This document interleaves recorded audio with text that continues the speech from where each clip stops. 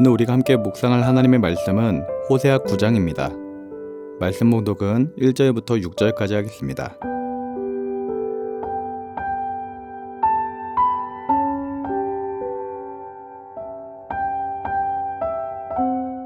이스라엘아, 너는 이방 사람처럼 기뻐 뛰놀지 말라. 내가 음행하여 내 하나님을 떠나고 각 타작 마당에서 음행의 값을 좋아하였느니라. 타작 마당이나 술틀이 그들을 기르지 못할 것이며 새 포도주도 떨어질 것이요, 그들은 여호와의 땅에 거주하지 못하며 에브라임은 애굽으로 다시 가고 아수르에서 더러운 것을 먹을 것이니라. 그들은 여호와께 포도주를 부어 드리지 못하며 여호와께서 기뻐하시는 바도 되지 못할 것이라. 그들의 재물은 애곡하는 자의 떡과 같아서 그것을 먹는 자는 더러워지나니 그들의 떡은 자기의 먹기에만 소용될 뿐이라. 여호와의 집에 드릴 것이 아님이니라. 너희는 명절날과 여호와의 절기의 날에 무엇을 하겠느냐? 보라, 그들이 멸망을 피하여 갈지라도 애굽은 그들을 모으고 높은 그들을 장사하리니 그들의 은은 귀한 것이나 찔레가 덮을 것이요, 그들의 장막 안에는 가시덩굴이 퍼지리라. 아멘.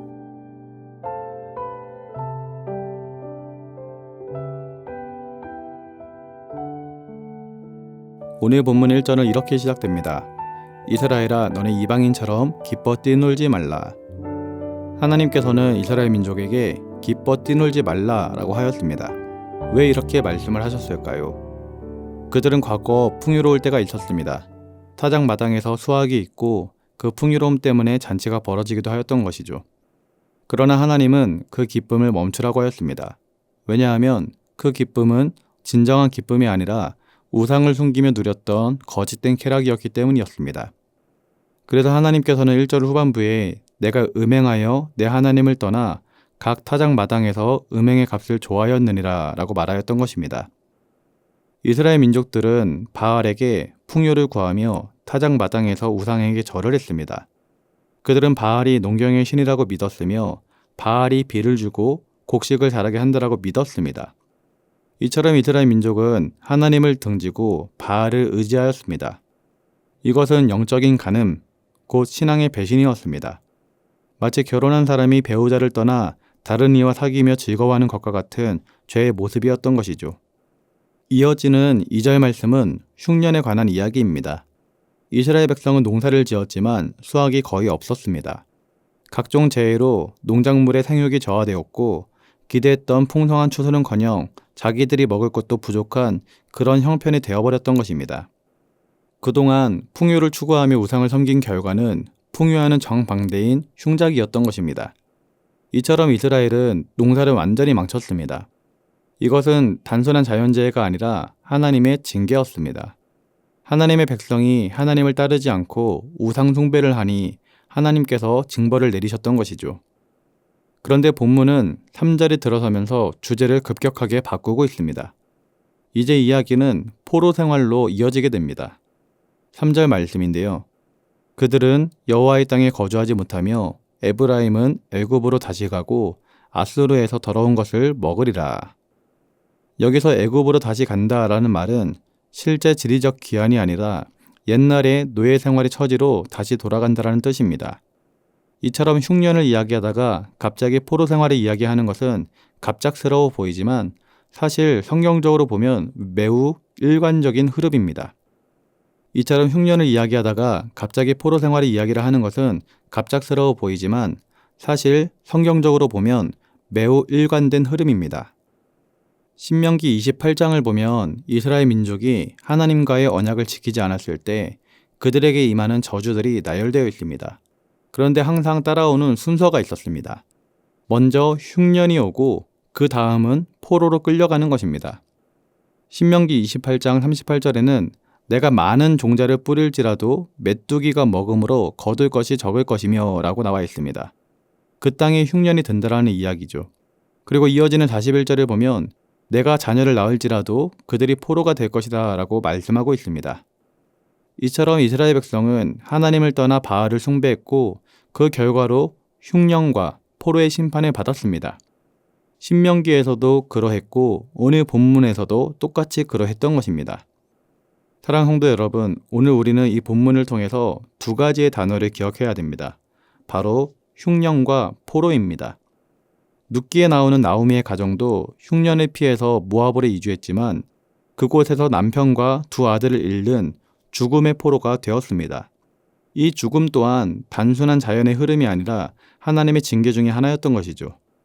오늘 본문과 성경의 흐름을 통해서 우린 한 가지 중요한 사실을 깨달을 수 있습니다.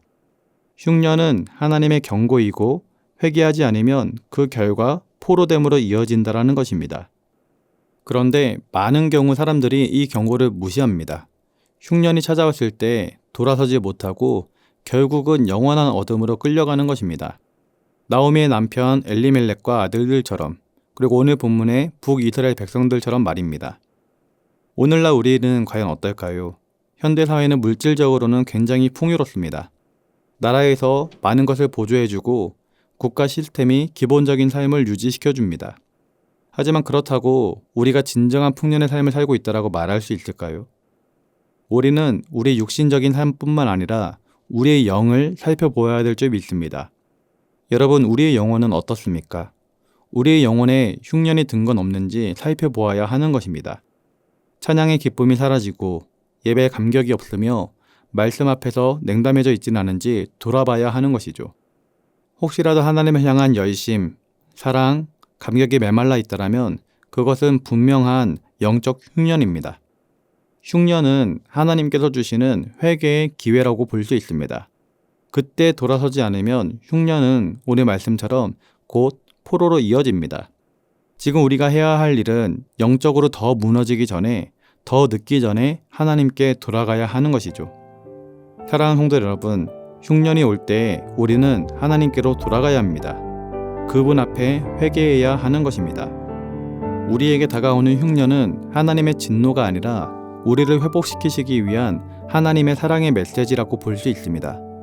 오늘 말씀을 통해서 사랑하는 성도님들은 자신의 영적 상태를 점검하시고 하나님께 돌아오는 은혜가 있을 수 있기를 예수님의 이름으로 기도드립니다. 기도하겠습니다. 사랑의 하나님 아버지, 오늘 말씀을 통해 흉년이 든 뒤에는 포로 생활이 이어지는 것을 살펴보았습니다. 이 말씀이 현대를 살아가는 우리에게도 적용될 수 있음을 깨달으며 우리의 영이 지금 흉년의 상황에 처해 있는 것은 아닌지를 돌아보게 됩니다. 혹시라도 우리의 영적 상태가 흉년에 있다면 돌이킬 수 있는 은혜를 더하여 주시옵소서. 끊어진 은혜가 회복되게 하시고 말씀이 우리 삶에 살아 숨쉴 수 있도록 인도하여 주시며 하나님과 깊은 관계를 맺으며 살아갈 수 있도록 우리 모두에게 성령의 충만함을 더하여 주시옵소서. 감사를 드리며 예수님의 이름으로 기도드립니다. 아멘. 하늘에 계신 우리 아버지, 아버지의 이름을 거룩하게 하시며 아버지의 나라가 오게 하시며 아버지의 뜻이 하늘에서와 같이 땅에서도 이루어지게 하소서. 오늘 우리에게 일용할 양식을 주시고 우리가 우리에게 잘못한 사람을 용서하여 준 것 같이 우리 죄를 용서하여 주시고 우리를 시험에 빠지지 않게 하시고 악에서 구하소서. 나라와 권능과 영광이 영원히 아버지의 것입니다. 아멘.